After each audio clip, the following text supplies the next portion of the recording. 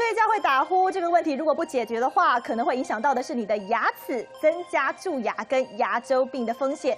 好，这是有研究发现哦，打呼会减少唾液，而唾液呢减少就会降低你口中的抗菌保护层，还有清洁作用，增加蛀牙跟牙周病的风险。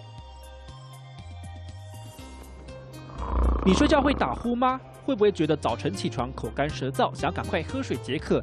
有研究发现，打呼造成唾液减少，进而恶化口腔，甚至增加蛀牙和牙周病的风险。到底有没有这回事？口水减少的分泌会造成我们细菌，还有我们的口水防护的这个保护减低，所以有可能会造成龋齿跟牙周病的恶化。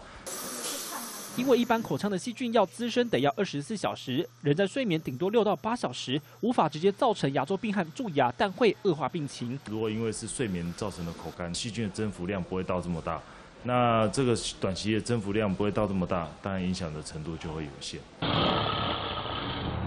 可以确定的是，打呼造成的唾液减少会降低口中的抗菌保护层和清洁作用。只是蛀牙的成因很多，平常的口腔清洁和时间因素影响都有可能，还是睡前多刷牙才是远离口腔疾病的不二法门。记者林正坚、李荣静台北报道。